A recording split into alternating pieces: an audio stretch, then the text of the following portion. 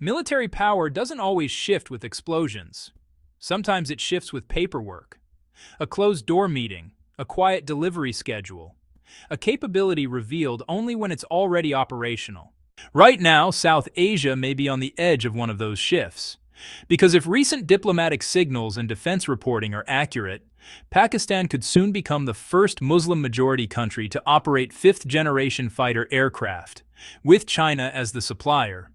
And, the aircraft itself isn't the most important part. What matters is why China would share it, why Pakistan is the recipient, and what this signals about the next phase of competition between China, India, and the wider Indo-Pacific system. This is not an arms sale story, it's a strategic alignment story.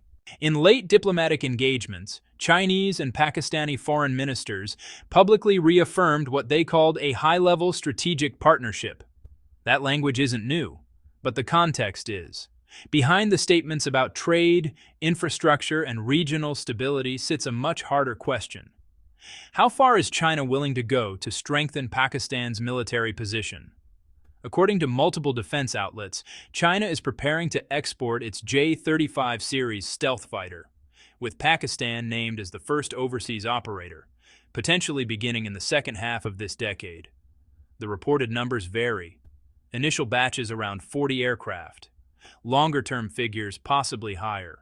None of this has been officially confirmed. But honestly, the pattern matters more than the paperwork. Because China has a long history of testing its most advanced military partnerships with Pakistan first. So, Pakistan occupies a unique position in China's strategic thinking. Geographically, it sits at the junction between South Asia, Central Asia, and the Middle East. Economically, it anchors the western end of China's Belt and Road ambitions through the China-Pakistan Economic Corridor. Militarily, it actually provides China with something pretty rare, a trusted partner operating against a peer-equipped rival. Unlike distant customers, Pakistan doesn't just buy Chinese systems. It integrates them, uses them, and even feeds performance data back into China's defense ecosystem. That makes Pakistan less of a client, and honestly, more of a forward laboratory. From Beijing's perspective, strengthening Pakistan's Air Force isn't only about regional balance. It's about learning how modern systems perform in high-pressure environments, without ever exposing Chinese pilots or territory. And that incentive structure really matters. South Asia's strategic balance is increasingly revolving around air power. Both India and Pakistan operate nuclear weapons, which makes large-scale ground war unlikely. But limited air conflict, well, that's still dangerously plausible.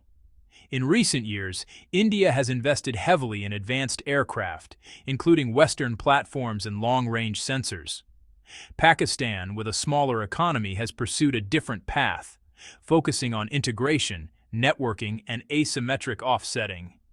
A fifth-generation fighter kind of changes that equation, not because stealth aircraft guarantee dominance, they definitely don't, but because they reshape detection, response times, and escalation thresholds. If Pakistan fields even a modest stealth fleet, India's air planners have to assume that some aircraft will be harder to track, harder to intercept, and harder to deter preemptively. That doesn't make war more likely, but it does make miscalculation a lot more dangerous. China has historically been pretty cautious about exporting its most advanced systems. So why consider it now? Well, 3 reasons really stand out. First, strategic signaling. An export communicates commitment, not just to Pakistan, but to any actor recalculating regional power balances. Second, industrial maturity. Once production stabilizes and domestic needs are met, controlled exports help offset costs and accelerate iteration. Third, and maybe most overlooked, is data. Operational feedback from real-world deployments is just priceless. Every radar interaction, maintenance cycle, and pilot adaptation feeds directly into next-generation development. So from this perspective, exporting a fifth-generation aircraft isn't a concession. It's actually an investment. For India, this isn't just about Pakistan. It's about relative timelines. India's own fifth-generation fighter program remains under development, with service entry still years away. In the meantime, India relies on upgraded fourth-generation platforms, advanced sensors, and partnerships with Western suppliers. That approach definitely has its strengths, but honestly, it also creates a planning gap. If Pakistan fields stealth aircraft earlier, even in limited numbers, India must compensate through air defense density, sensor fusion, and alliance coordination. None of those adjustments are instant, which means this potential deal doesn't change tomorrow. It pressures the next decade. Beyond India and Pakistan, others are watching closely.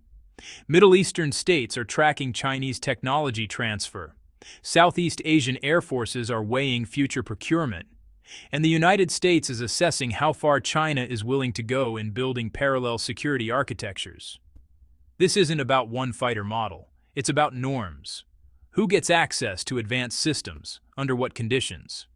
And whether strategic trust is replacing traditional alliance structures.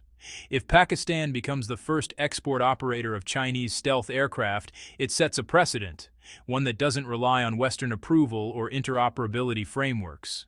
That's a quiet shift with global implications. Even if deliveries begin later than reported, the direction is clear. China is deepening its commitment to Pakistan across economic, technological, and military domains. Pakistan is positioning itself as more than a regional counterweight, but as a strategically indispensable partner.